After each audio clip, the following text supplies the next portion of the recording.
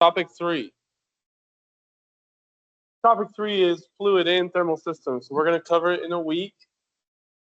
And again, most of our focus on this class is electro or mechanical or combination, but you will have some homework, some tests involving some of these systems as well. So we're going to look at hydraulic today. Next class, we'll cover pneumatic a little bit, and then we'll talk about thermal. Today, one big part of hydraulic pneumatic is how to model it, because there's different flow types. And so we'll talk about that today as well. So here's some analogies. Now, I know going from mechanical to electrical is kind of a stretch. It's I think, hard to understand some of those similarities. But if you look at the electrical to hydraulic, okay, what's my through variable? Current. Well, for hydraulic, it's Q. What is Q? For fluid flow, remember?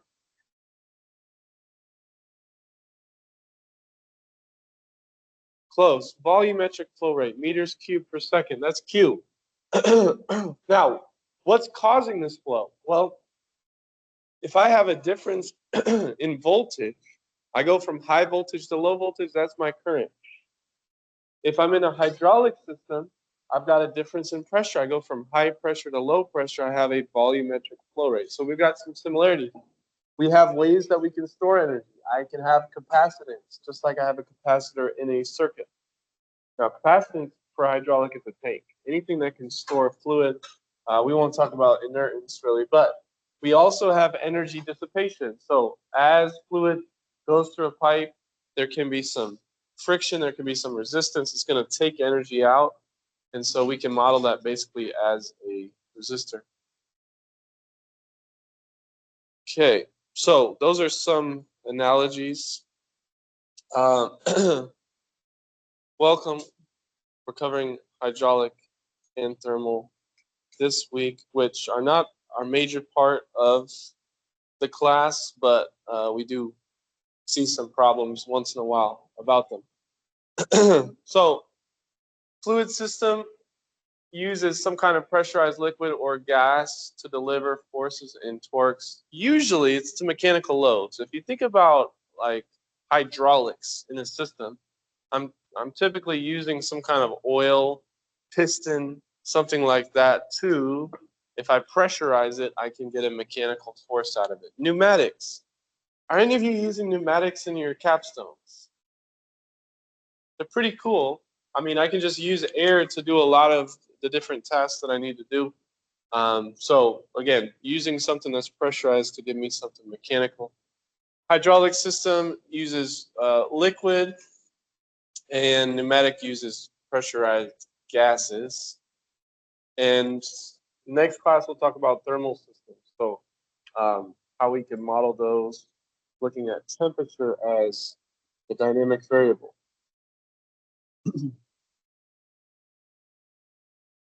So let's talk about hydraulic systems, and then I'll get to a video real quick.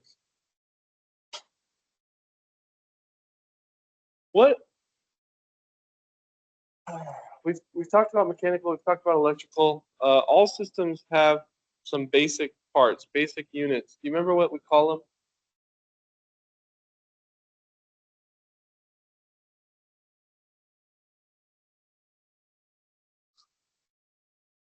Okay. Have you ever heard of Brave the Storm? No, elements. Yeah, there you go. Okay.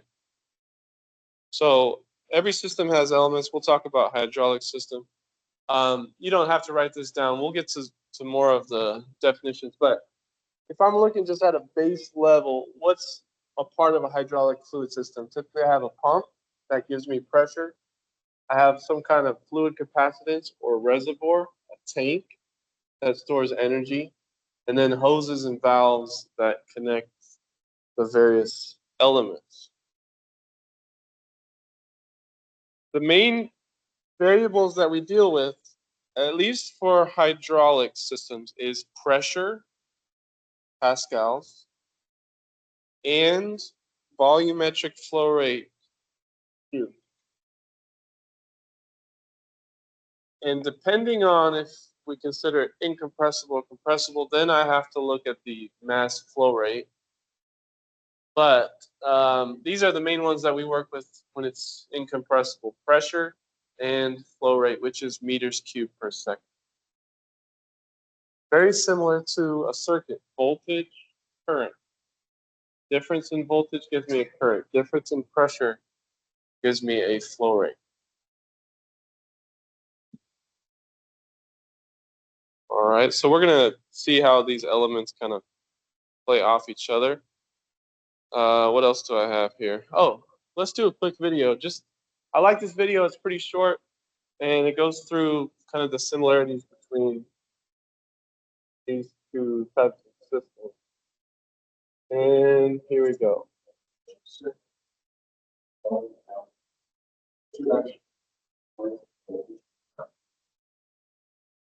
Electric circuits are hydraulic systems. Here we have a hydraulic system. That's very much like gravity. Are hydraulic, electric, quantity. Volume of water is like charge. Flow rate is coulombs per second. Potential is pressure. Voltage, volts, electricity. Energy is rated in joules, power is in watts. Let's take a look at our hydraulic system. Here we have a reservoir of water, sitting at zero pressure. This is a pump that pressurizes the water to 300 pascal. Water flows through this fairly fat pipe, so there's very little pressure pump. When the water splits through here, that causes 300 kilopascal. And the flow rate of 1 meter per second. Then the resistance of this narrow point is 300 kilopascals per meter per second. The pressure drop divided by the flow rate. Here we have an electric circuit that's very small. We have a charge that's at 0 volts. The battery draws the charge up, pressurizes it to 1.5 volts. The charge flows through this water through the conductors through the wire, so we reach this resistance, which partially melts the charge. Charge drops to 0 volts. Flows 1 amp. The resistance of this is 1.5 volts per amp. 5 volts per amp. That is expression of 10,000 ohms. 1.5 ohms means 1.5 volts per amp. Power is the flow rate multiplied by the potential. In the case of a hydraulic system, power is flow rate times pressure. This example, we have flow rate and pressure change. 300 pascals equals 300 watts. You have 300 watts of power, electric power going into this. And you have 300 watts of heat energy. This is the part of this. That's not very useful energy. We can put up water wheels, it's useful. This 300 watts in, 300 watts out. Similarly, the electric circuit power equals current, voltage, current, flow rate, voltage, pressure. If we have a flow of 1 amp, voltage change of 1.5 volts, power 1.5 watts. That means this battery is producing 1.5 watts. This resistor is dissipating 1.5 watts as heat. Again, how useful a lot of this? We put up these motors. Work. So let's do it.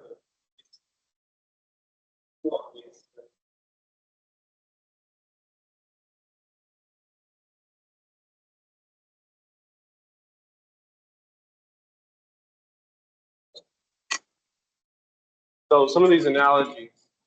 Obviously, today we're covering hydraulic. Next class, we're going to talk about thermal. All three of these are very similar. So just again, like electrical, I have current, voltage. There's a relationship between them. Same thing with hydraulic. There's a flow rate and pressure. The more pressure drop I have, the more flow I'm going to have. Then we can also look at it for thermal. We'll do that next time in class. Temperature difference gives me a heat flow. All three of them have capacitances, ways to store energy. All three of them have ways to resist the flow. It's just like he was showing, you have, a resistor in the circuit. You can also just have a smaller pipe that the water has to go through. That's going to take energy out of the system. And so anytime I have a valve or anything, even just a bend, there's going to be some energy loss there. So we can model that as a resistor. So these are just some of the helpful analogies for us going forward. You don't have to especially mechanical. I know that can be kind of tough, but these three do match each other pretty well. Questions so far? Okay, so one thing that might come up, not really too much, but fluid bulk modulus, you may have heard of it. It's the fluid's resistance to compressibility. So it will help us kind of determine if a fluid can be considered compressible or incompressible. Most of the time in our class, we don't have to calculate this. We don't have to do much with it. It's just the problem will say, consider the fluid to be incompressible. That's usually how it is. But if I were to model a system and I didn't really know, if I wanted to calculate the fluid bulk modulus, it's going to tell us the difference. Incompressible, we can say the density remains constant over time. But if its density changes over time, then it's going to be compressible. So there's thicker fluids. Why do we use oil in hydraulic systems? It's thicker, it's higher density. It's not going to change as much, right? We're not using WD-40 in it. Even though WD-40, I just found out that the recipe for WD-40 is locked away in a vault that only like 5 people have ever seen. Isn't that amazing? Anyways, it's pretty cool. This is the fluid bulk modulus. We have our starting density, and then multiplied by the difference in pressure over difference in density. So how much does the pressure change with respect to density? This is similar to the elastic modulus in solid mechanics, if you remember that. For a typical hydraulic fluid like oil, this is very high. So my fluid bulk modulus is very high. We can talk about gigapascals. And so we have a very high starting density. We can consider that to be incompressible. So even for large fluid pressures, our density only changes about 2%, so we can just model it as incompressible.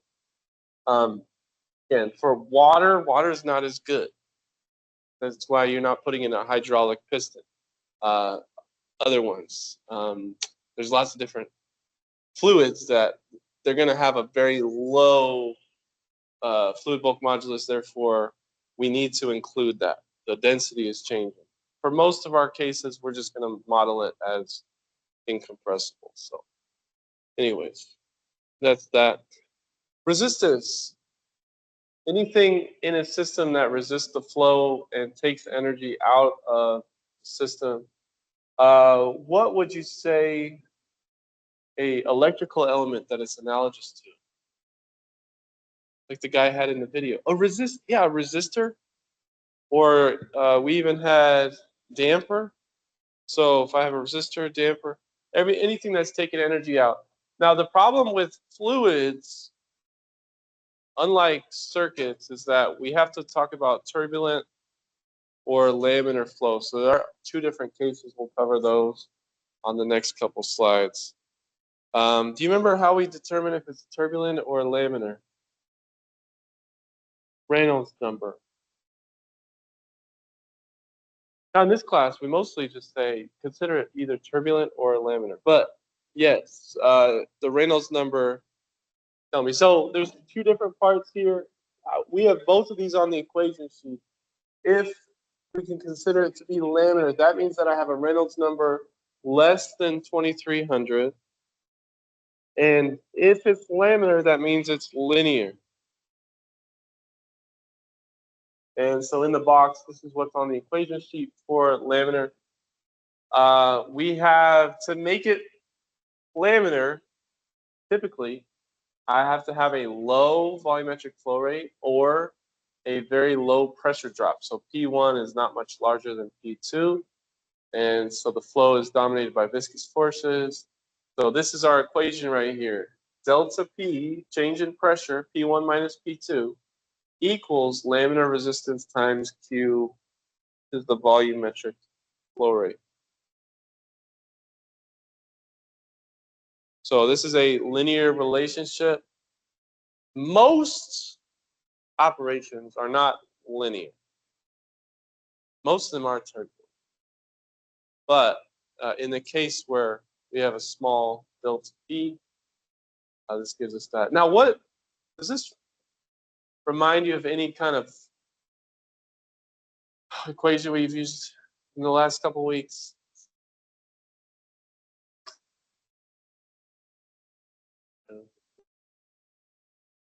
What? Yeah, it's Ohm's law. That's exactly what it is. This looks like you can do delta voltage or E across a resistor is just equal to R times I, right? It's a linear relationship.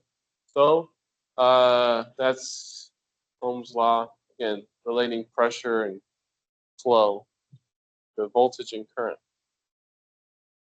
Now, this is if it's laminar. And again, most of the time in our class, it's just like, just consider it to be laminar.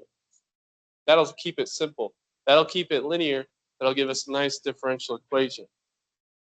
On the other side, though, we have turbulence. Is everyone okay if I switch the page? Jared, you good? So turbulent is not as nice, but it's more realistic for most applications where the Reynolds number is greater than 2300. And now I think on the equation sheet, I kind of just put it like what I'm boxing here is if it's turbulent, the flow is rough, there's swirls. This is a nonlinear equation. So delta P is equal to, I have a different coefficient here. This is the turbulent resistance times Q squared. And what can happen is that, I can actually have two models for a system. I can have one for turbulent, one for laminar, because at different times it might be turbulent at first until it reaches some kind of steady state where I have a laminar flow. But where these are going to be used is really anytime I've got a valve that the fluid has to go through, there's going to be some energy loss, elbow bends, couplings, anything that kind of gets in the way of the flow, even just a very long pipe. If I'm going from one part of the building over to the other side, there's resistance just based on that tube diameter and all that. And so we can model that just with a resistor. And this is like, I can't look at a tube on McMaster and it'll tell me the resistance. It just doesn't happen. This is something that has to be found experimentally if you really need to know that value. All right, so these are the two different types of resistance. So it depends if it's turbulent or laminar. We're not going to use this, but most of you took mechanical instrumentation. Was that last semester you took it? Some of you? Oh, last year? Okay. So one of the things was we had an orifice. Remember those little plates with like the circle in the middle, and you had the tube, and you had the fan, and then you were trying to see what the change in pressure was here, so we could figure out what the flow rate was. Do you remember that? Okay. So this is the equation that we use here. Is this a linear or nonlinear equation?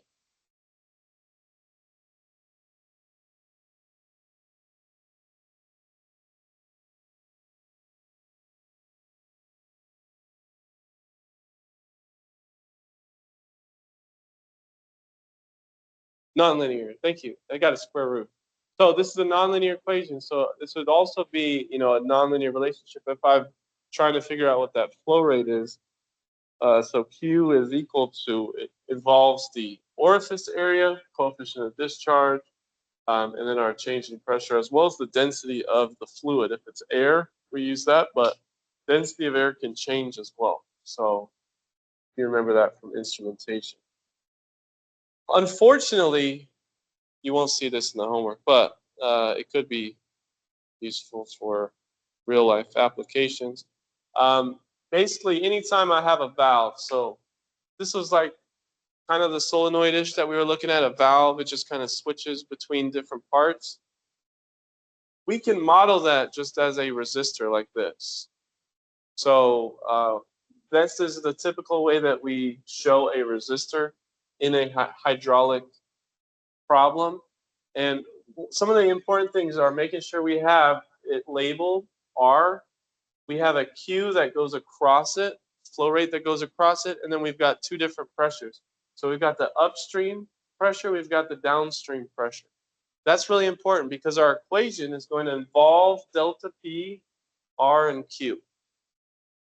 And so in a drawing, you just want to make sure you have everything labeled, especially anytime I have a resistor, I want to put a flow going across it.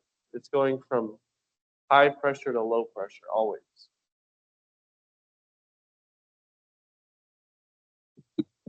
All right. So that's resistor. There's two other elements that we'll talk about, and then we'll do some problems. Capacitance. Capacitance is the ability to store energy in a electrical system. What is this similar to? This one's tough.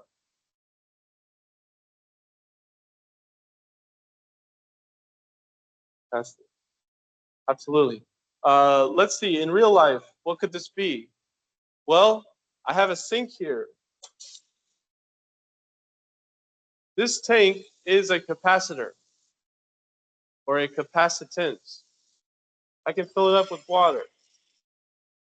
It would help if I, block the drain, but I can fill it up. I can store energy. I can store pressure. I can store fluid, just like I'm storing up charge on a plate for a capacitor. So this room is a capacitance, right? We've got the HVAC, we have different inputs, we have different outputs, but we can look at the whole room, the volume, as a capacitance. Or even for the robots, what is the capacitance for one of those? So it's really just any place I can store fluid. So what we're looking at is the pressure of the base. This is the hydrostatic pressure. That's the first equation, P, and these three are all on the equation sheet. Pressure is equal to rho GH, so density, gravity, height, plus whatever the atmospheric pressure.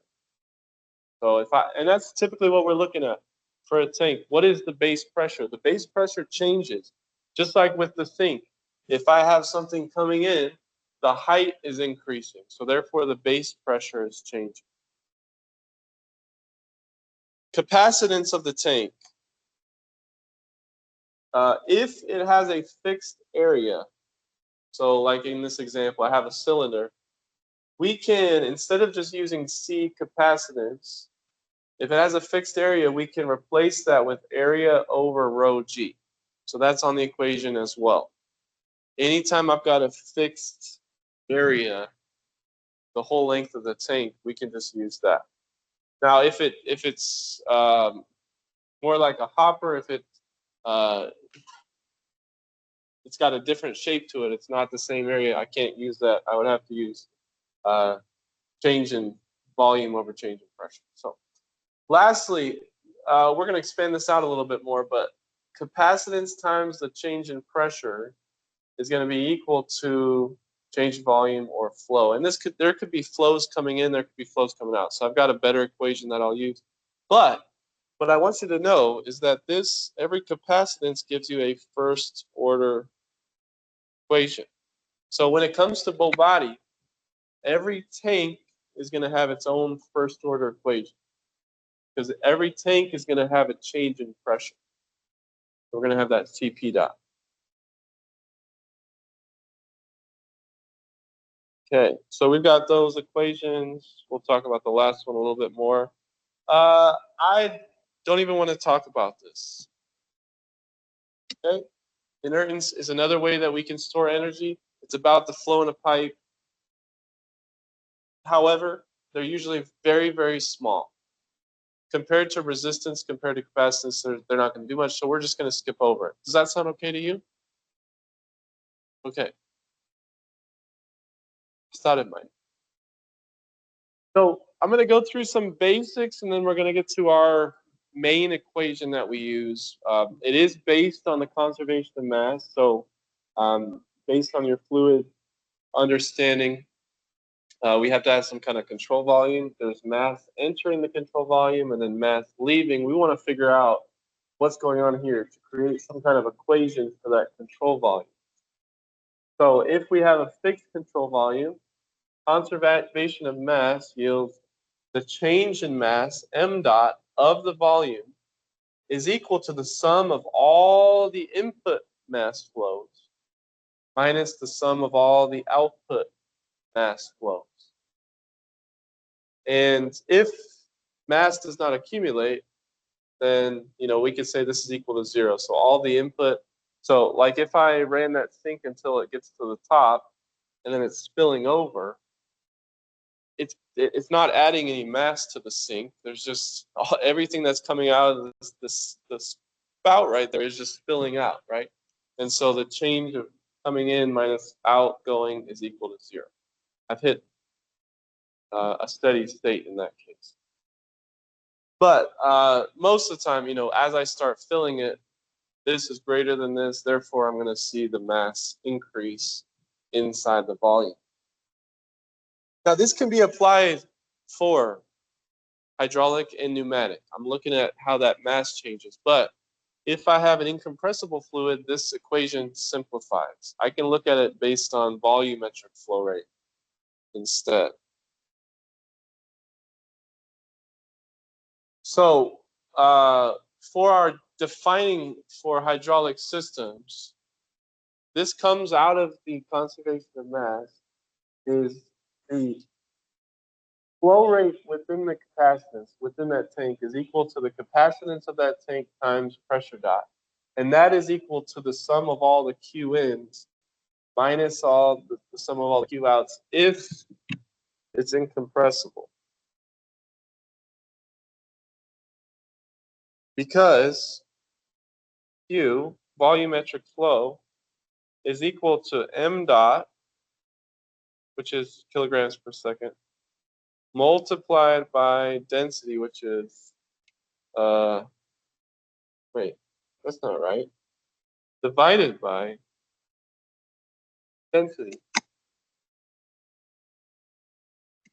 Yeah, that makes sense.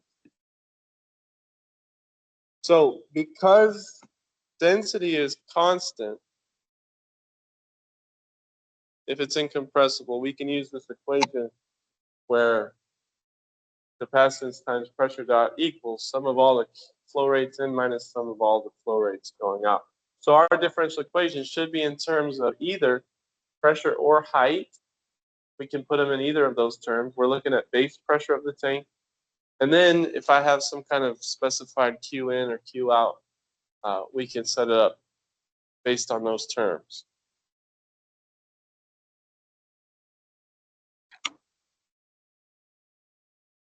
Okay.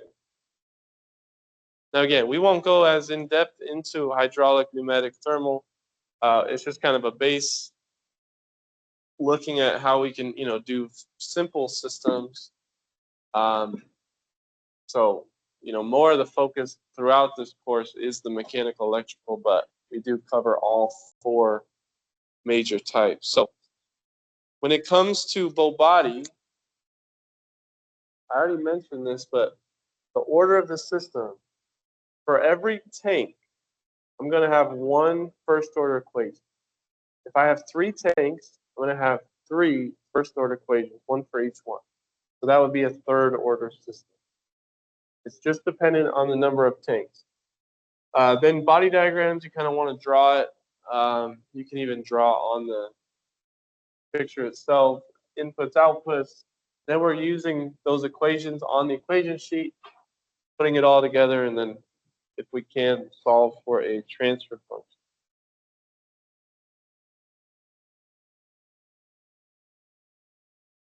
Good. Let's try a problem then. We're going to go through all the different steps.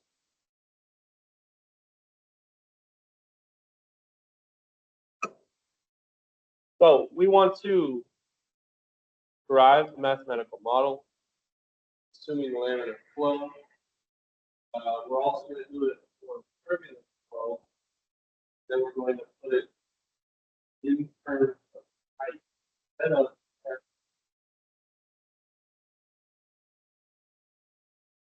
And if I can create a transfer function, great.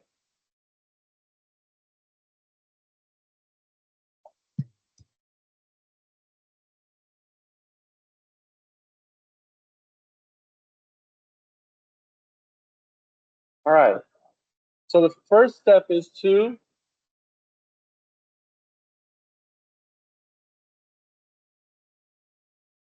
what?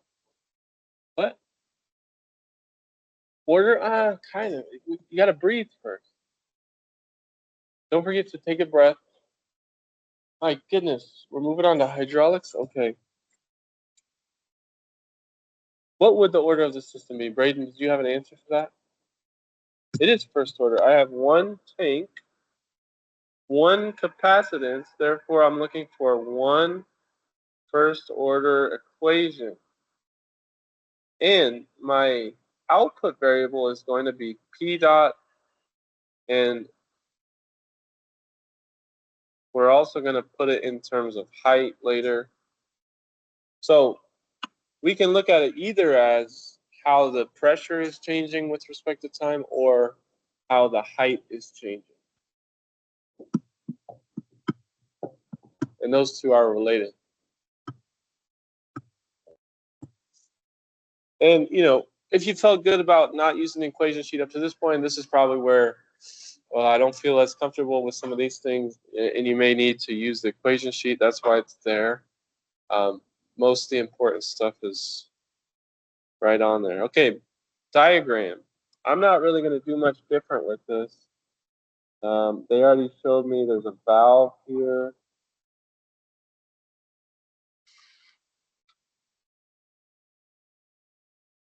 This is like flowing out into the atmosphere, so there's atmospheric pressure here. Q in. This is Q out. This is what I'm looking at, pressure, height. And it didn't give me an area A. I don't really see, it looks like a tank of all kind of same dimensions, but maybe it's not quite. So I'll just put, there's a capacitance here. Now, this is an open tank, so all of this is really P atmosphere. I mean, it's an open tank, and then it's flowing back out into the atmosphere. That's what that shows. And the last thing is we want to put a resistor right there on the valve.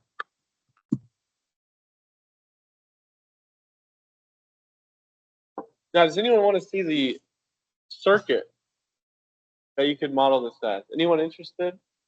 You're interested? Okay. You take heat transfer? Because you made some circuit. Like, didn't you do some analogous circuits for some of that stuff? Maybe? Oh, okay. For this, I could draw a capacitor. Here's my capacitor, and I have a flow rate. This is Q in going in.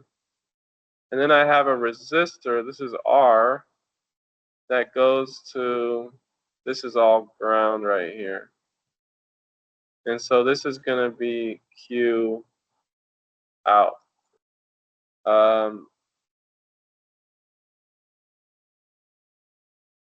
There's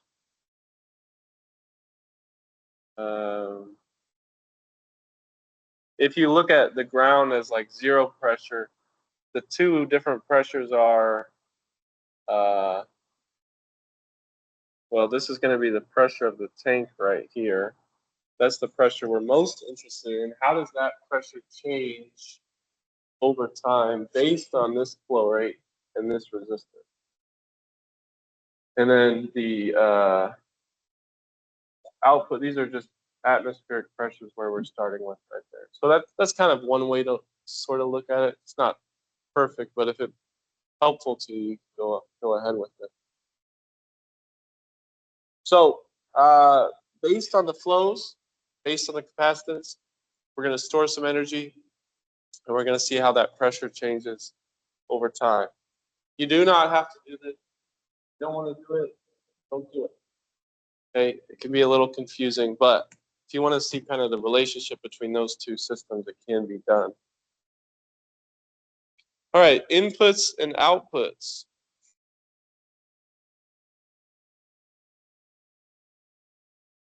On the count of three, you're going to yell out the input. 1, 2, 3. Wow, nice. And on the count of three, you're going to yell out the output. 1, 2, 3. It's not Q out. I know this is the output, right? Q out. That should be the output. It actually has out in the name. But this table right here is what our equation is going to be in terms of. So the input is Q in, but what do we care about? What are we tracking? What changes over time? What? H? P or H? Pressure or height? Yeah, very good. That's what the output side of our equation is. We want to see how this tank pressure or height is changing. So that's actually our output of our equation. Okay, now we do some definitions, and this is where the equation sheet really comes in handy. Because I have them memorized because I've done this class enough times, but you don't. So on the equation sheet, which I got right here, there's a whole part that fourth one down has the hydraulic systems. So we have the first equation, which basically says that capacitance, fluid capacitance, times pressure dot equals sum of Q ins minus sum of Q outs. That's based on the conservation of mass. This is like our Newton's second law. This is where everything's going to start for every single tank. The more tanks I have, the more pressures I have. So I just have one tank, but I could have a P1 dot, P2 dot, P3 dot, right? So where I'm using this same equation to kind of fill in the blank. So that's my starting point. And in this case, it's pretty easy. I just have one input and one output. So capacitance times pressure dot equals Q in minus Q out.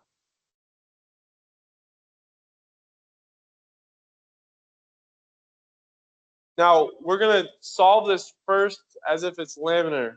What's the laminar equation for the resistor?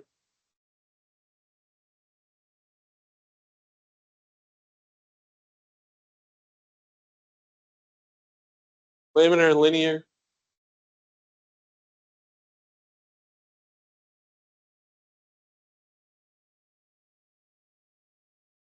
This is R.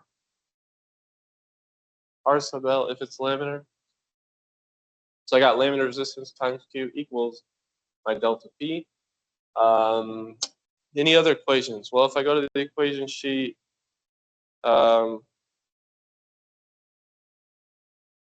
there's these equations. fluid capacitance is equal to area over rho G. Now, they didn't give me an area. So I can just leave it as C.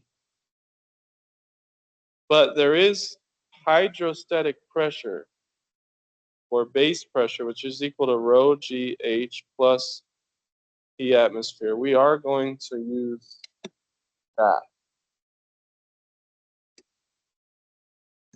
And this is our relationship. If I want to put it in terms of pressure, cool, I can do it in terms of pressure. But if I want to put it in terms of height, there's a relationship there using this hydrostatic pressure equation. So on the next page, we're just going to stick with laminar first.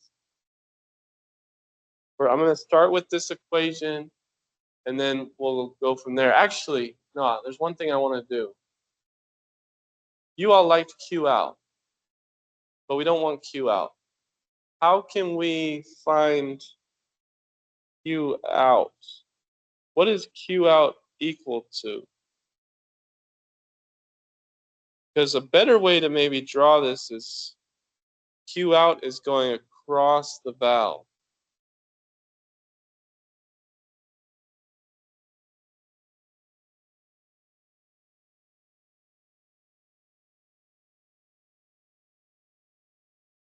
Yeah, I can rearrange this laminar equation. It's delta P over laminar resistance, bless you. What is delta P for Q out? It always goes from high pressure to low pressure.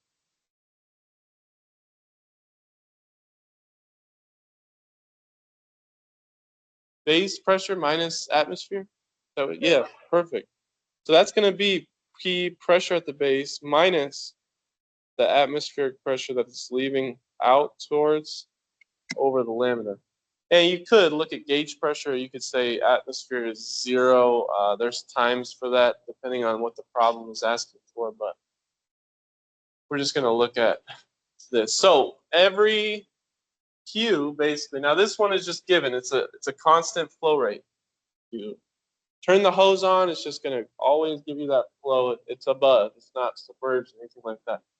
But if I have this output flow across the resistor, that's where we want to create that definition. All right, so now we're going to put it together, and we're going to get a transfer function for the height. Are you ready? Any questions? Okay, let's put it together. We're going to use that first equation. So capacitance times pressure dot equals Q in minus Q out. Q in is my input, that stays. Q out we can say is P minus P atmosphere over the laminar resistance.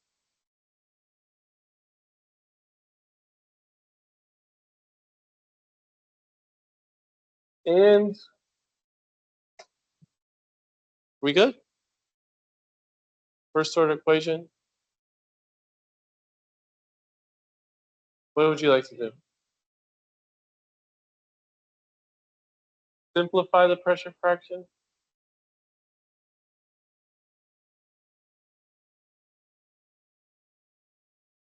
Oh, you want to change pressure to height.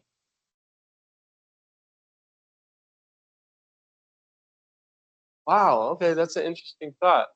Let's solve it for pressure first, and then we'll put it in terms of height, but I like the idea. Anytime I get to this part, I want to make sure I get all the output variables to the same side. So we can change this to capacitance pressure dot plus 1 over resistance pressure.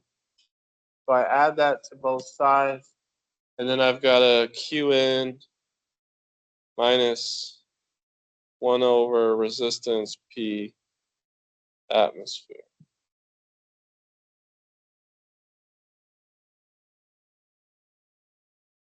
And one way I could make it a little bit better, I can get rid of all these 1 over resistance. I can multiply both sides by it.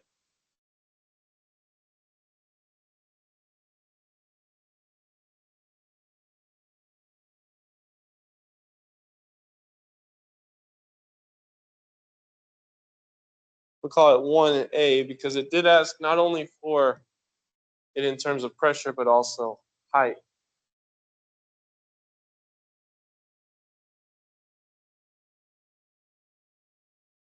Everyone good?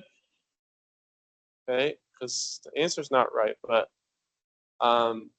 close. Anyone catch anything or too early?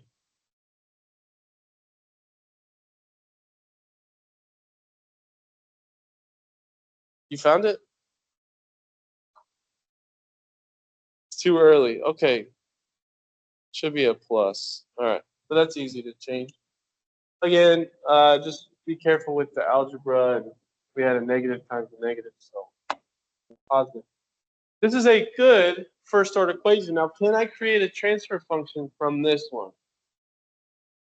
I cannot. I have two inputs. I have Qn and P atmosphere. So, Oliver, what was your solution to get rid of P atmosphere? What? Just cross it off. I mean, if we were looking at gauge pressure versus absolute pressure, we could kind of just cross it off. Or, just like the problem asked, if we put it in terms of height. So that's what we're going to do now. I can take this equation and put it in terms of height. How do we do that? Well, so that's part one. We have the equation P is equal to rho GH plus P atmosphere. So the bottom of the tank, that pressure is related to the height in that way. The problem is I also have a P dot. What would P dot be equal to? What is the derivative with respect to time of this equation?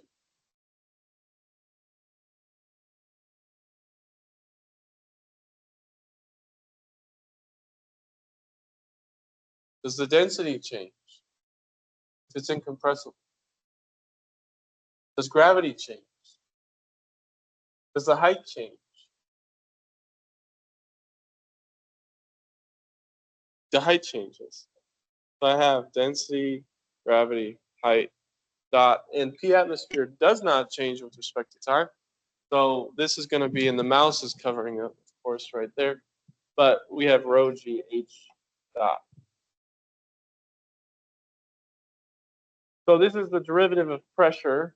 It is directly related to height, depending on the density and gravity of the fluid. So now what we're going to do is we're going to plug that, both of these, into this equation. So we get resistance, capacitance times rho GH dot plus rho GH plus P atmosphere equals resistance times Qn plus P atmosphere.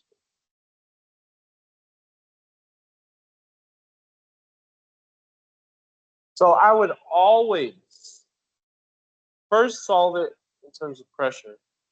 And then if the problem does ask for height, once you have that equation, it's all sorted out, then it's pretty easy to take that first order equation and make the substitution. So always do pressure first. And then if the question asks, it's not always, sometimes they're fine with just pressure. I just care about the pressure here. Based on our loading, we want to know what that pressure is. But if you want to know the height, that's where we can take it to the next step. So these atmospheric pressures cancel out. And so we're left with a even simpler first order equation.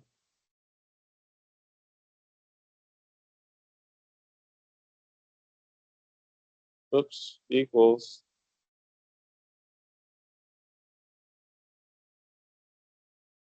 And you could make the case, we could we could divide both sides by rho G.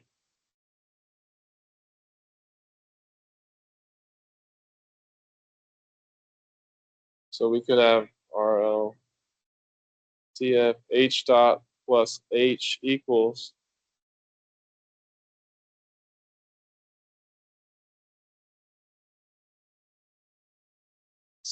So I've got my equation there.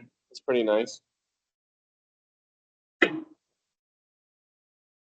And can I make a transfer function from this?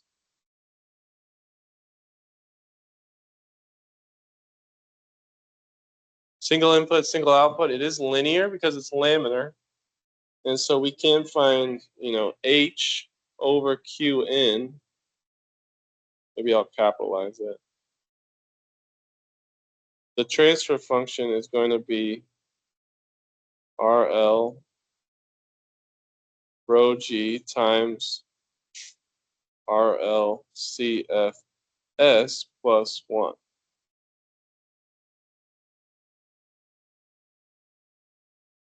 What is a first order transfer function? It is stable. The denominator is all positive, and so we've got our equation like that. And if they gave me an area, that's where I could plug that in for the capacitance, and that would cancel out some of the rho G's too. But this is a good enough first order equation for what the problem asks for. Okay, questions? Now, the problem also asked for turbulence. So we're just going to do that real quick. We will not be able to make a transfer function because turbulent is nonlinear. Transfer function has to be linear. So we're not going to get as far, but we can still do bow body. We can still get through the definitions. So if I go back a step, we're going to still use all the same stuff. It's just instead of this nice linear relationship, it's going to be Q squared. And so it does change a little bit of how we approach the problem. So turbulent, we still have our equation like this.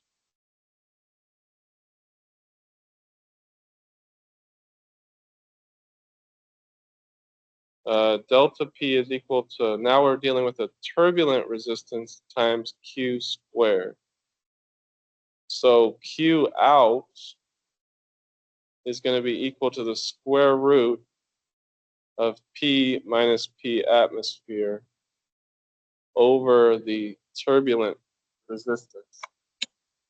Which again is not a term that you can just find on a spec sheet. It's something you'd have to find experimentally. So this is where we get the nonlinear portion. So we can put that in our equation.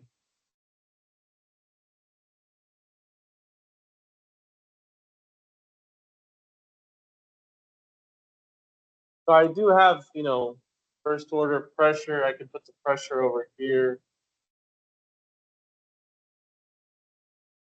Just not that easy. We could substitute in the definition. So this is Qn minus, we could change pressure to rho GH plus P atmosphere. Then we subtract P atmosphere. So I get a little bit of cancellation going on. So those cancel out.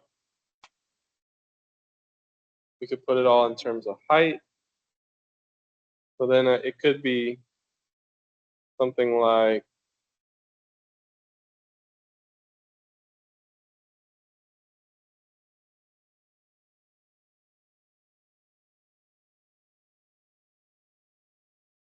and that's a non-linear equation.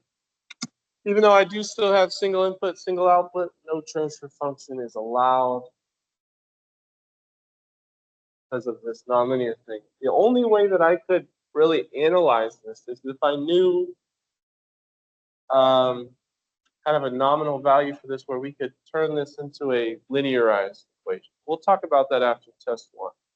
You can try to kind of approximate it at a certain operating point. But in our cases, we're done here. No transfer function. Okay, so the main thing with these is using the equation sheet, trying to identify anytime I've got a resistor, what is that delta P across the resistor? So setting up that equation, and then ultimately trying to get to our first order equation for each thing. Questions? Okay, let's take 5, and then I'm going to give you a problem to do. Okay? So it's going to be pretty similar to this one, just some practice. Then we'll go over it and finish out with one last problem. So it's 8:02. Come back at 8:07. And if you got any questions about this, I can answer.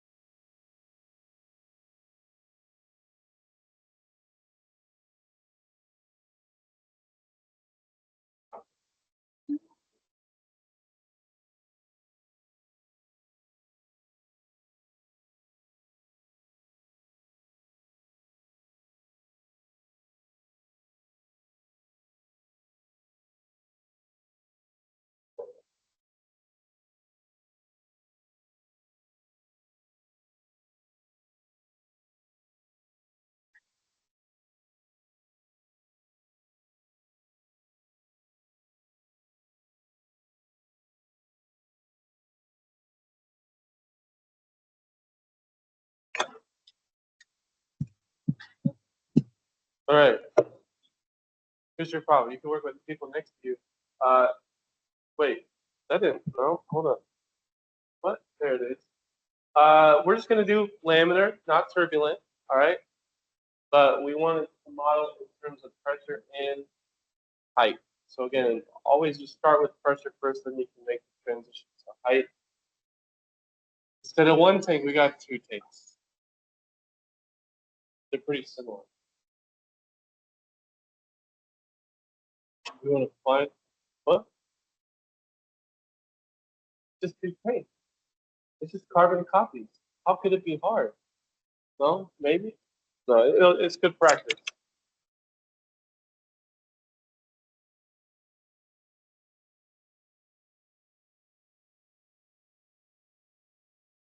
Follow the body, make sure you breathe order.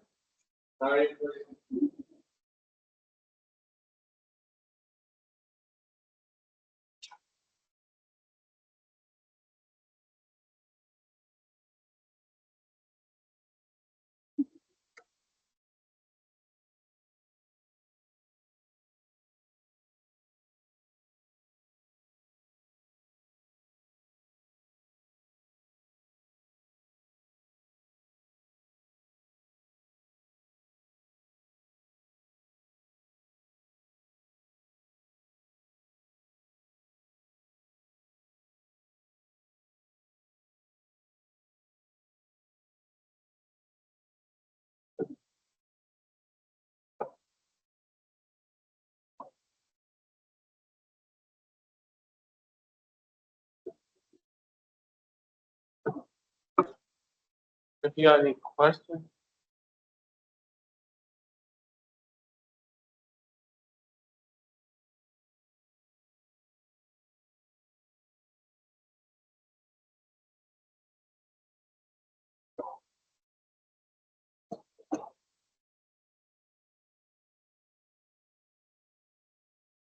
you want to do it. What's that? 9:30? But you're in the same group. Oh, 9:30.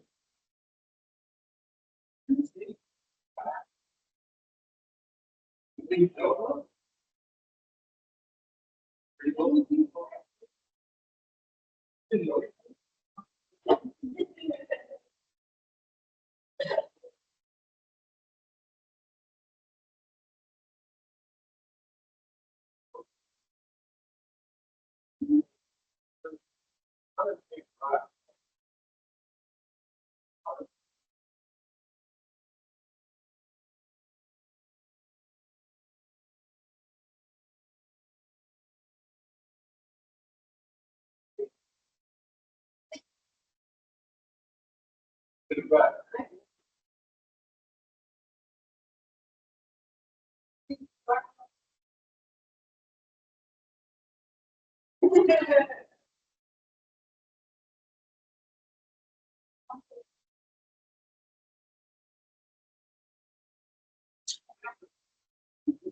Oh,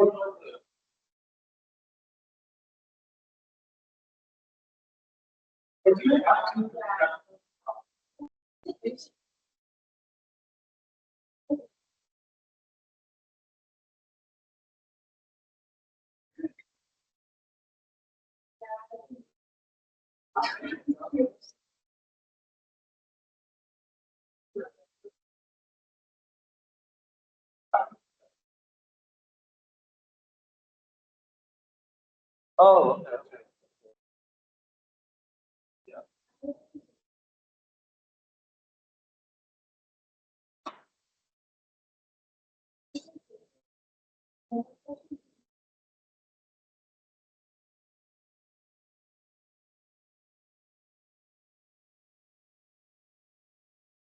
Well, the first thing should be fairly easy.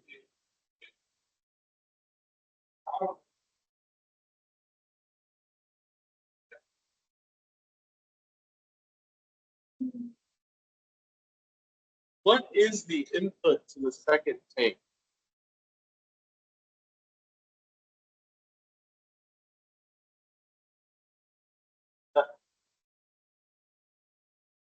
So what is P1 based?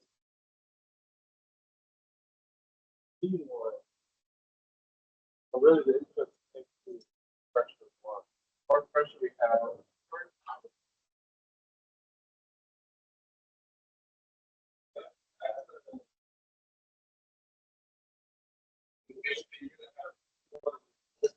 second. That Q1 is all based on pressure. That's the definition of rate.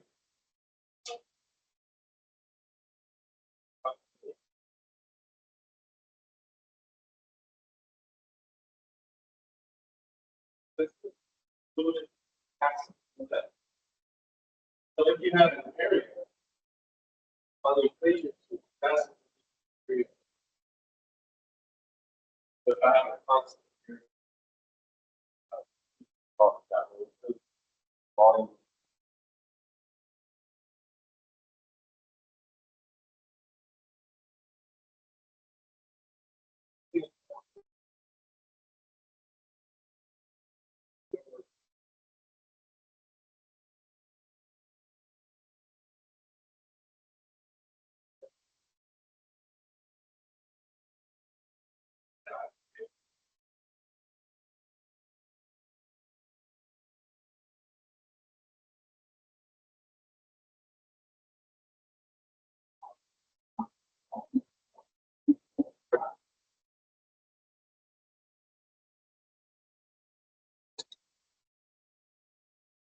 Let's fill out something as it works. Reads order of the system. Second order, we got two tanks. So it's going to be two first order equations. We're going to have a P1 dot and we're going to have a P2 dot, which we can also change to H1 dot and H2 dot. So two first order equations.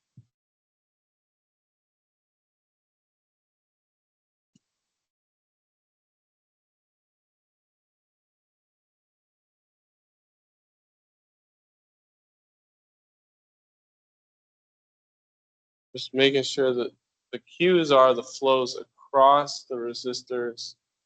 And then these are both open tanks, so everything around here is P atmosphere.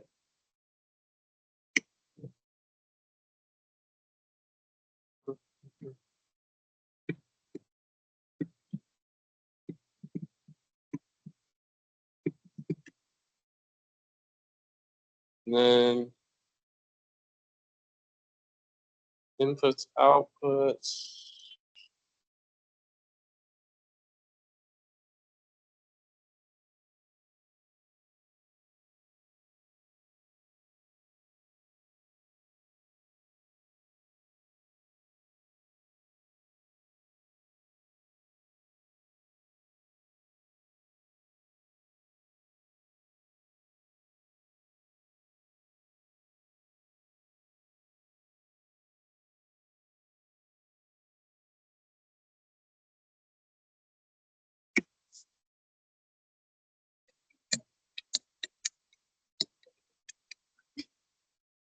You're onto something? You're definitely onto something. Yeah, that's good. You can, yeah, it looks like really similar to the last one we did, right? Now, like I was saying, which I don't think I had the mic on, when I'm going from here to here, so Q1 is based on the pressure one. That's my input to here. So really my input, I don't want Q1 because that's just kind of a flow rate. Who cares about? Q1 is based on P1. So really my input to tank 2 is pressure 1. That's what I want in my final equation. We're going to use the same Q1 definition both in the first equation and the second equation. Once you have it defined, it's useful for both. Just like a spring force.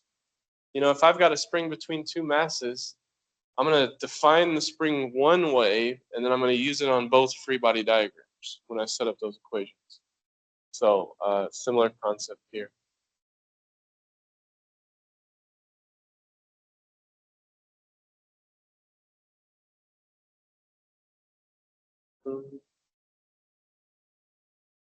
And then just as before, I got capacitance pressure dot equals sum of input flows minus sum of output flows.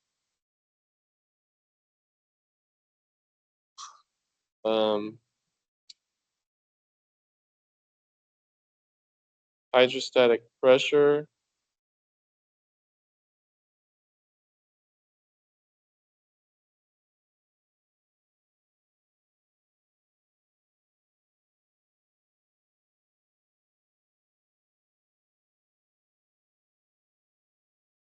and then you just have to define some of your Q's and set up the equation. So you're going to use this same equation for both the first tank and the second one. You just want to figure out what's your inputs and outputs in those definitions.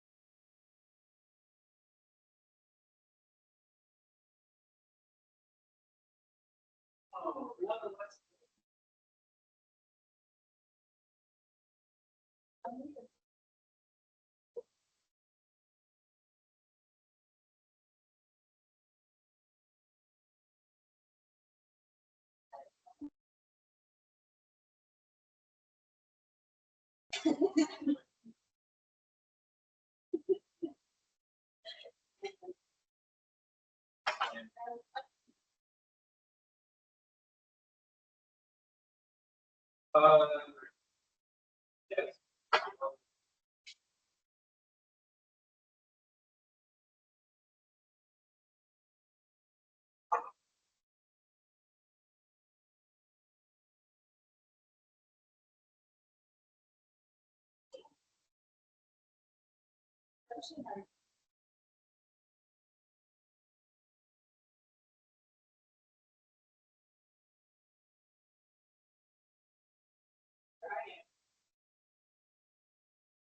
I don't even remember who I taught last year. Yeah.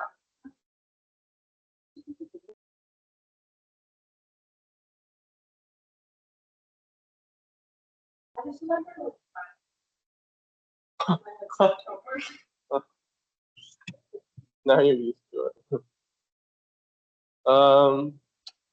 Okay. One thing you want to define is Q1. So we're just treating it as laminar. So Q1 is equal to delta P over RL. So this is going to go from P1 to what?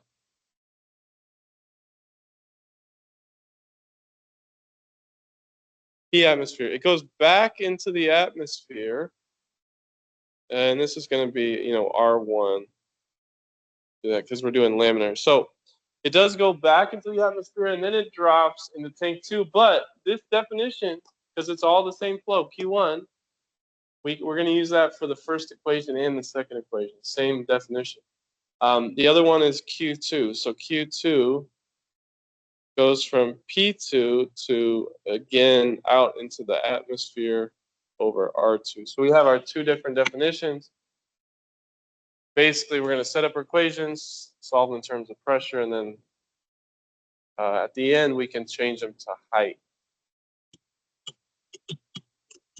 Questions about this?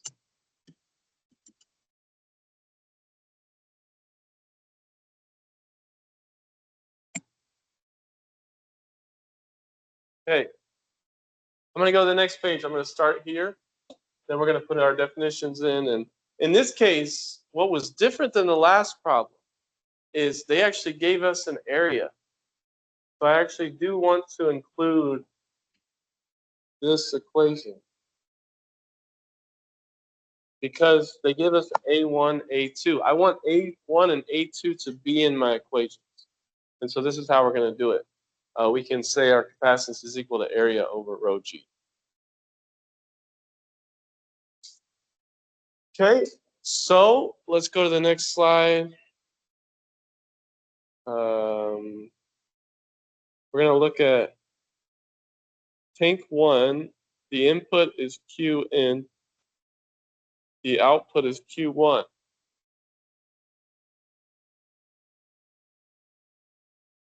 So I can change capacitance to A1 over rho G times P1 dot.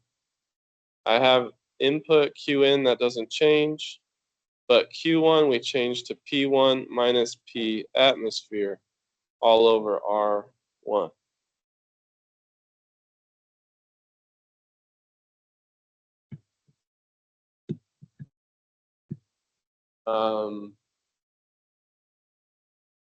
We can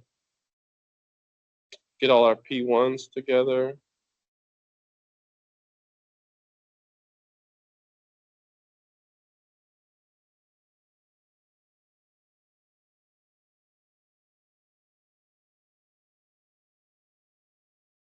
This is starting to look similar, isn't it? A little bit. And then like I did last time, I could multiply both sides by R1. So we could get A1 R1 over rho G P1 dot plus P1 equals R1 Qn plus P atmosphere.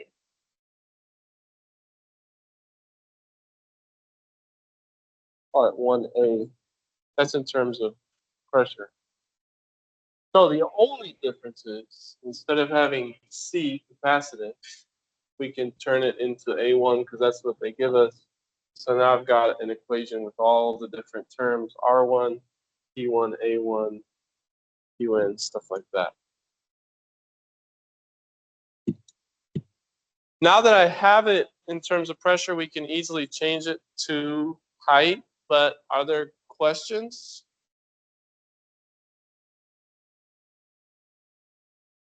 Okay, so I'm going to change the P's to H's. So we get A1 R1 over rho G times P1 dot, which becomes rho G H1 dot, that's the derivative again, plus rho G H1 plus P atmosphere equals R1 Qn plus P atmosphere. So I make that substitution, and a couple things cancel out, which are nice. P atmosphere cancels out, and then these rho G's cancel out.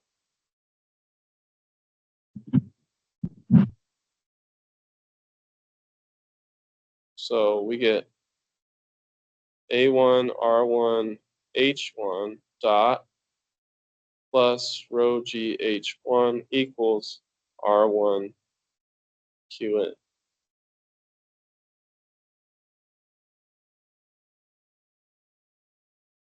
And we can make a really nice transfer function. H1 over Qn is just equal to R1 over A1 R1S plus rho g.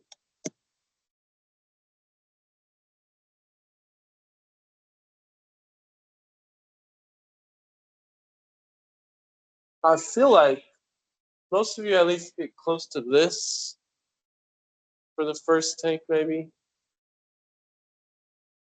where you had this setup equation. I know it's kind of our first time learning it. It's not our biggest topic that we focus on throughout the 15 weeks, but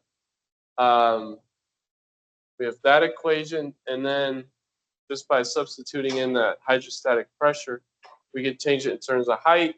It gets rid of the two inputs, basically. Forget about atmospheric pressure. We can just look at how height changes based on the input flow. And it's all set up. If I'm, using water, and then I want to switch it to WD-40, all I got to do is change the density. That's all that changes. So, I've got one equation that kind of sets me up for going on there. Questions? Okay, let's keep going. I got one last problem after this one that we'll do together.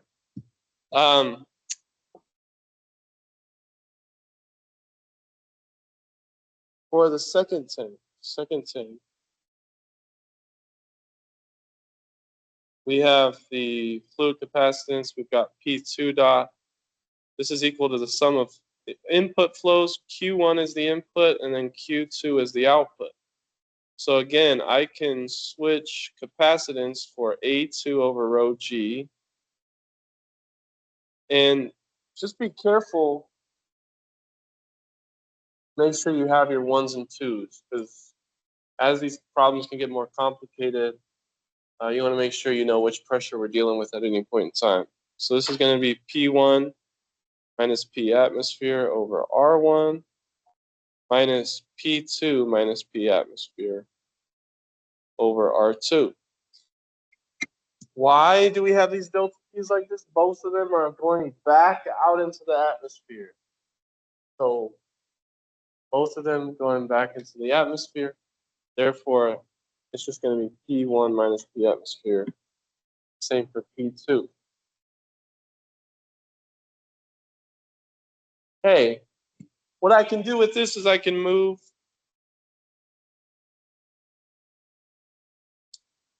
the P2 over here. So we have 1 over R2 times P2. And this is equal to 1 over R1 P1 minus 1 over R1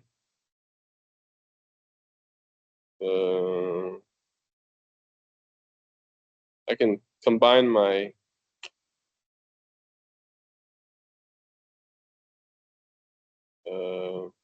plus 1 over R2 P atmospheres. So I have a negative 1 over R1 times P atmosphere, and then I have a positive 1 over R2. And why not? We can just multiply both sides by R1, R2. So I get R1, R2, A2 over rho G, P2 dot plus, this just becomes an R1, P2. So I'm just getting rid of all those fractions within my equation, which is helpful, especially when I get to a transfer function. This becomes R2, P1, and this becomes R1 minus R2. So we'll call this 2A. Did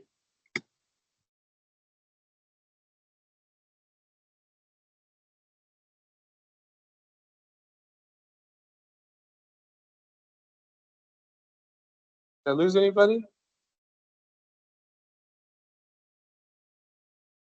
No? Maybe? Okay. It's just, and then again, that's just the algebra part of this. The main thing is just trying to set up, what my inputs are. The input is P1. And if I'm looking at, in total, P1 and P atmosphere are affecting this base pressure. But if I change it to height, all the atmospheric pressures should cancel out. That's what we're going to see here. Questions? No questions? Okay. So now we're going to change it to height. So I have R1, R2, A2 over rho G. Multiply. This becomes rho G H2 dot. The only thing changing is height. We can change this one to rho GH 2 plus P atmosphere. And then this becomes rho GH1 plus P atmosphere. And then I've got my R1 minus R2 P atmosphere.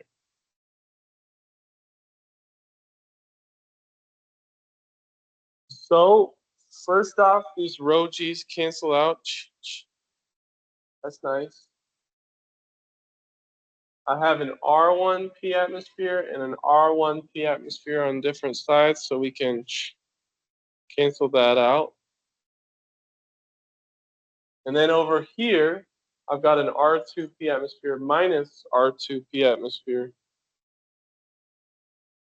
And so those cancel out. And we get a pretty nice single input, single output transfer function. So at the end of it, I have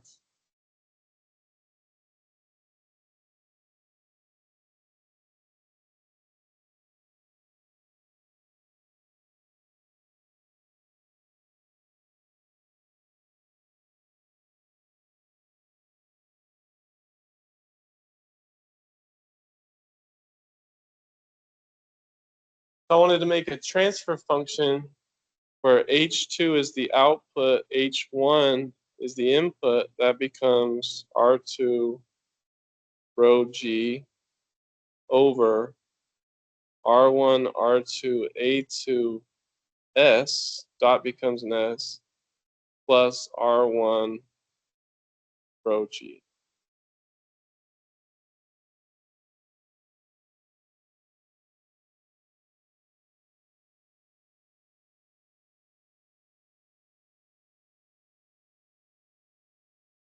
So the problem was asking, for the complete mathematical model. I could either do it in terms of pressure, I could do it in terms of height, and I could even, because this one is a single input, single output, H1, this one has a single input, which is really pressure or height. So how high this first tank is going to affect the flow rate, which is going to affect the second one. So now I have a transfer function that's relating H2 to H1. Those are directly related through this first order transfer function.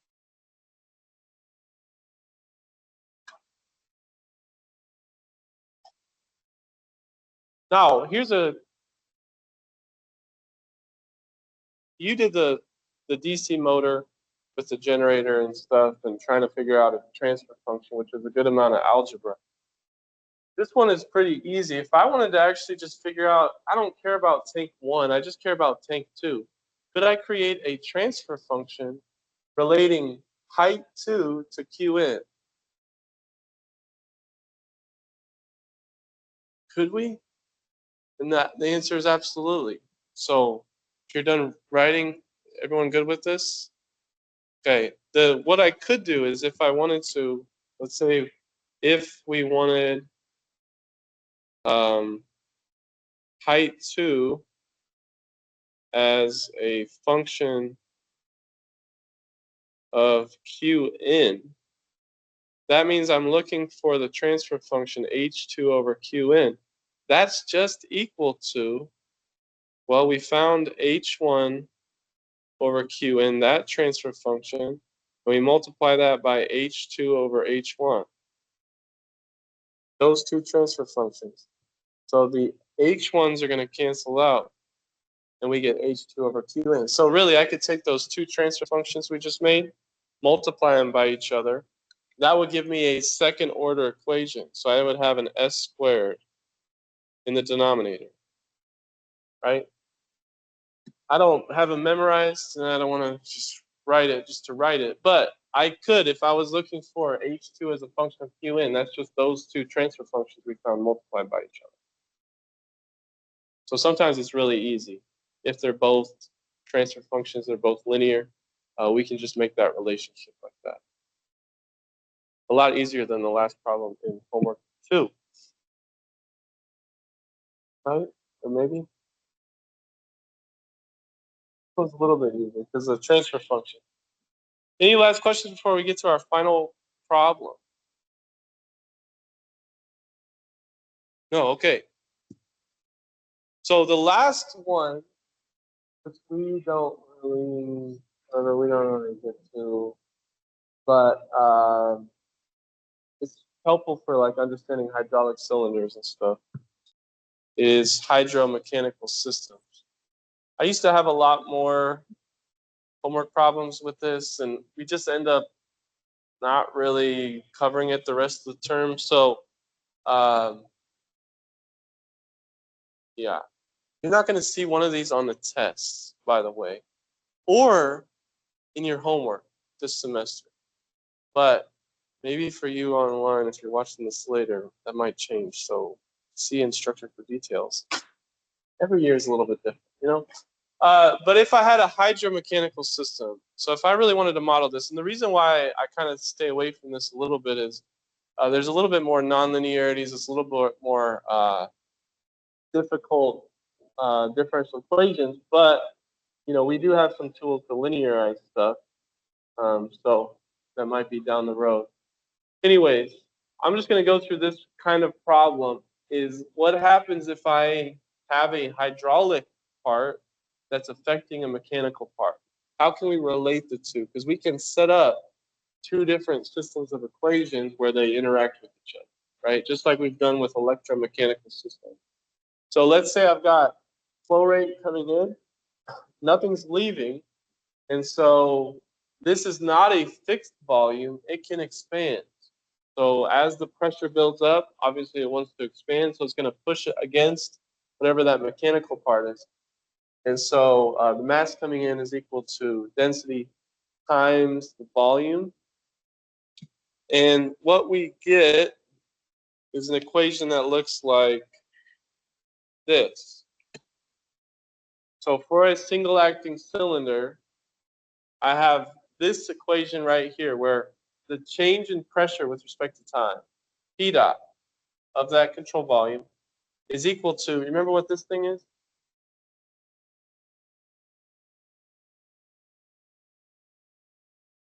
Fluid bulk modulus, whatever the kind of fluid that is, divided by the volume, that's like my starting volume, multiplied by Qn minus V dot, how the volume is changing as a function of time. Okay, this comes out of if my density is not constant. So this is right here in the blue. This is for a compressible fluid. So this is my hydraulic cylinder with a compressible fluid. That means that my density can change. The pressure is going to be very high in there. And so depending on my fluid bulk modulus, I'm going to have some density change. And that's why it's included in this equation. So compared to our other, where we can just model it as incompressible, pretty easy, linear, all that stuff. Now I've got something with a changing density and a changing volume. And so it gets a little bit complicated. Real quick, I just want your help with this because this piston is, you know, it can move, it can expand, therefore giving us some more volume. what is V equal to? How can we rewrite that in terms of stuff you see on the picture? M over rho. Wow, yeah, you're right. But if rho is changing, rho is because the rho is changing a little bit. But I like that. We just took this equation M over rho. Now I'm asking more about dimensionally. Yeah. Yeah. So I have a piston area A times position. So if x is equal to 0, I have no volume, right? But as this expands, as the piston moves, that's where we get that volume. So volume is equal to area times distance. What would V dot equal? AX dot, yeah, because the only thing that can change is displacement. Okay, so we're going to use this to create an equation, and then we'll be done. But basically, it all comes out of this kind of cylinder equation for a compressible fluid. We're going to model this, and this is going to be for the hydraulic part, but we're also going to have a part for the mass. So we're going to have a free body diagram for the hydromechanical. Let's.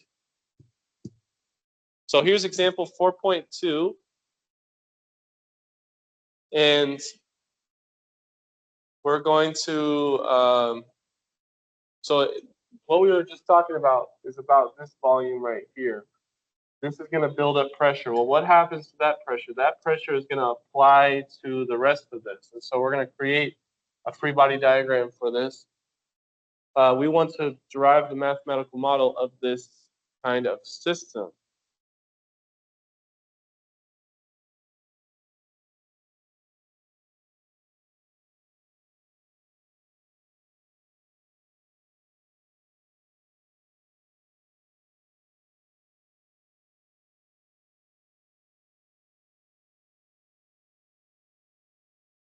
Equation sheet, how can we apply it? So we're going to take a breath. What is the order of the system?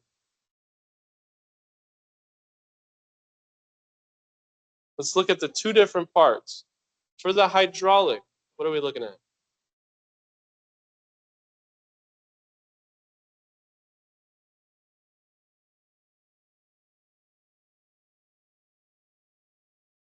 Does the pressure change in this chamber?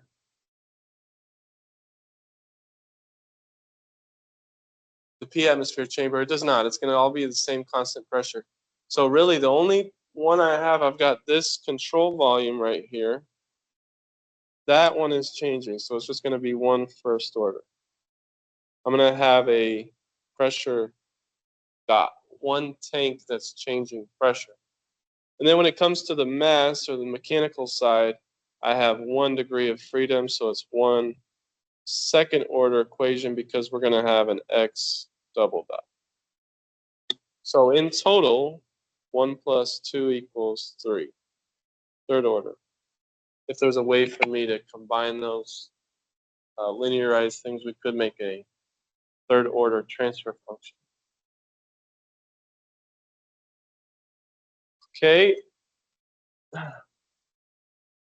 So just try to look at each one first. In this case, again, I just have 1 degree of freedom. If we were looking at this bar has a stiffness, then I might have 2 different masses, but we're going to consider it all working together, moving at the same rate. So when it comes to body diagrams, first I can look at the control volume. So Qn is coming in. This has some kind of pressure, it has some kind of volume, and we have our equations for that we'll eventually get to. I could say this side right here is area right there. And then there is P atmosphere on the other side of that.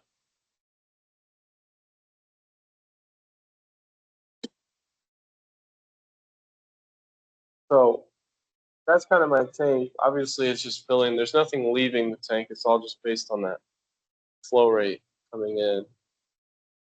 When it comes to the mass, I'm going to draw it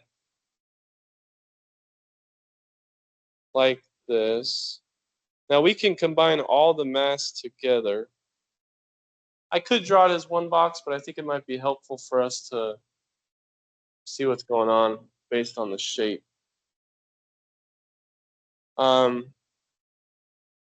What forces do we have?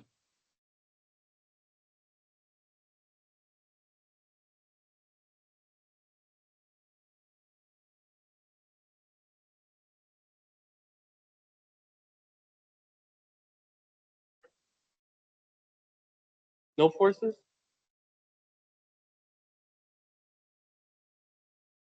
Load force, spring force. If it moves positively, it's going to fight back. There's a friction, right? Because they says there's viscous, so we can model it as a linear damper. That's going to also push back against any kind of positive motion. Anything else? Say it again. The cylinder force. Maybe I'll call it the force based on the pressure, right? So as that pressure is building up, obviously it's going to want to push it. And anything else?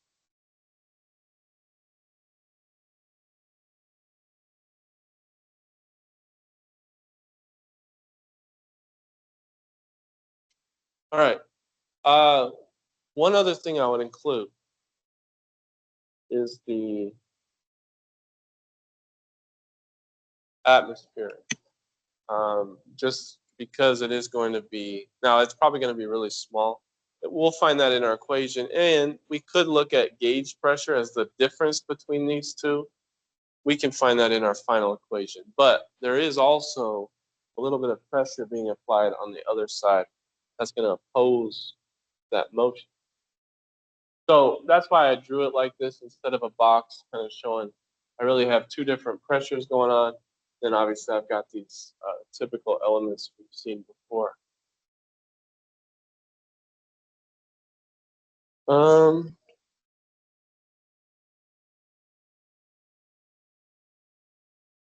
Showing those are related to each other. Questions?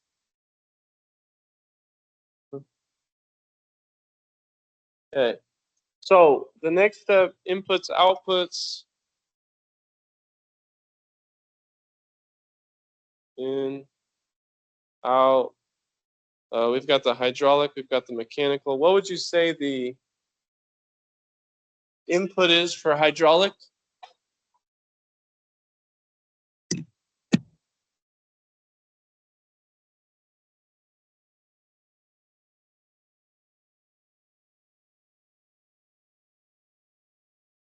Q in, thank you. And the output?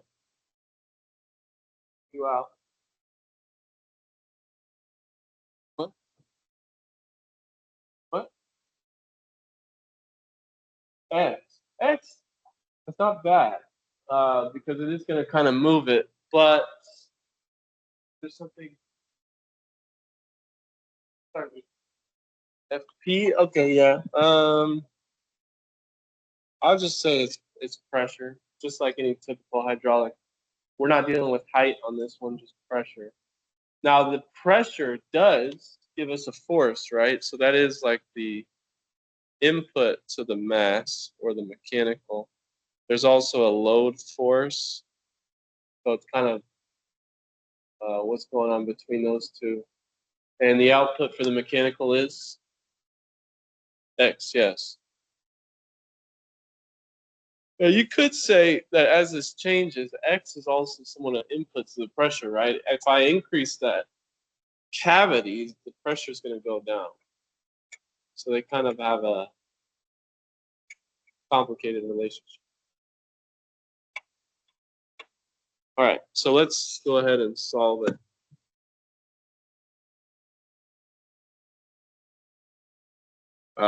Some definitions. Let's start with hydraulic. No, you know what?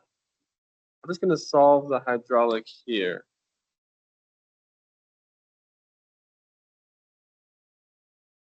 We're just going to solve it, and on the next page, we'll do the mechanical.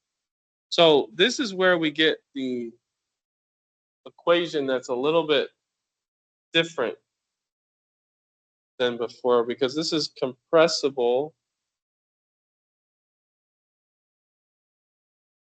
And so we have P dot is equal to, this is fluid bulk modulus over the volume multiplied by Qn minus volume dot.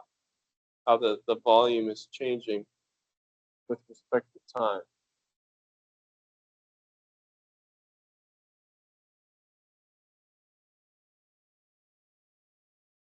Okay. Again, most of our problems dealing with incompressible, a little bit easier. Here I've got the cylinder, it's compressible, therefore density is changing. I have to include the fluid bulk modulus. What is V equal to? What? Huh? Oh, XA. Yeah, I did. So that example we had was A times X. Now, for some cylinders, they might have a certain, like the load spring takes them back to a certain position. In this case, we might have a starting volume, so it doesn't go all the way back to zero. I still have a little bit of space in that cavity. And so we could say that volume V equals A area times X plus some kind of starting volume. Therefore, V dot is equal to AX dot. So if I take that derivative, now I have two different definitions we can plug into our equation. So P dot pressure is equal to fluid bulk modulus divided by AX plus B naught multiplied by Qn minus AX dot.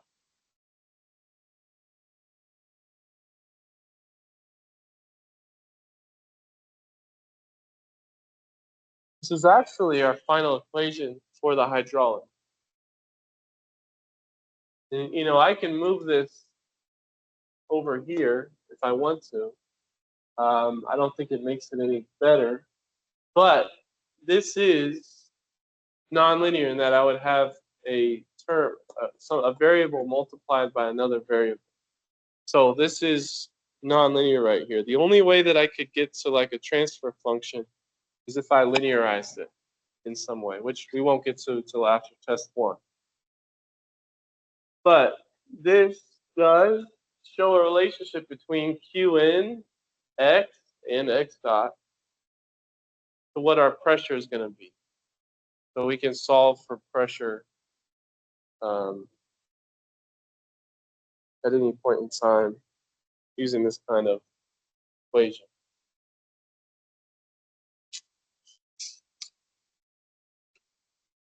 Okay, so this is just for a compressible fluid where you have one input flow and the volume is changing. That's kind of the special equation we have for that. Lastly, we're going to cover the mechanical side. And so this tells us a little bit about the pressure in X. This will also relate pressure to X. And so the combination of those two working together gives us the complete mathematical model. So on the last slide, mechanical.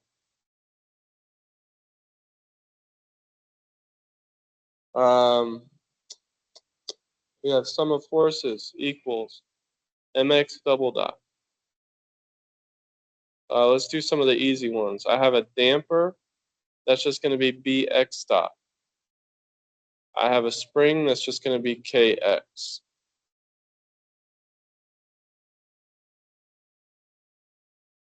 We also are looking for a pressure force. What would the pressure force, the force from the pressure, what is that equation? And then P over A. P over A, newtons per meter squared divided by meters squared, newtons per meters to the fourth. Wait. Newton, or the other way, yeah. So it's going to be pressure newtons per meter squared times area, which is meters squared. That gives me newtons. Very good. And we've got also P atmosphere. We've got P atmosphere times the area as well. And I know that area is a little bit different going from this side to the other, but we could say it's negligible. I don't know what that ratio is.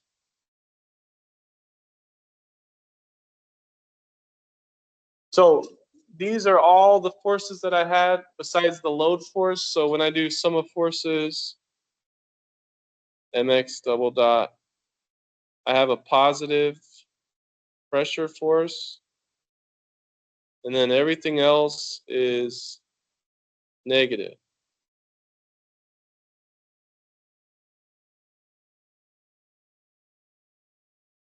So we can put all the definitions in.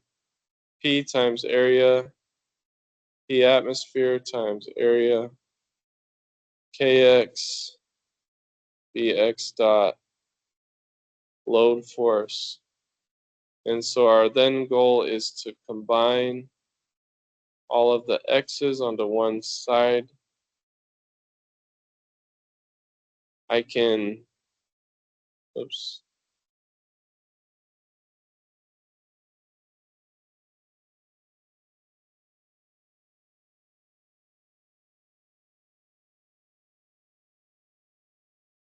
And then, yeah, once I get all the x's to the same side, it's pretty nice. I'm just looking at P minus P atmosphere. That's going to tell me how much force I'm going to push over this way, minus the load force. So the difference is going to give me some movement.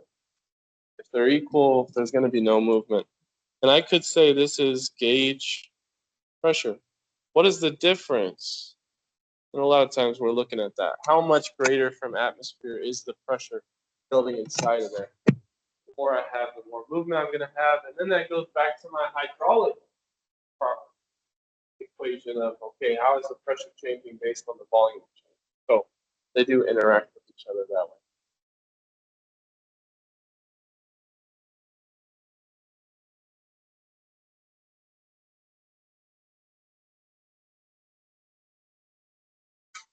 Okay, so I have two equations.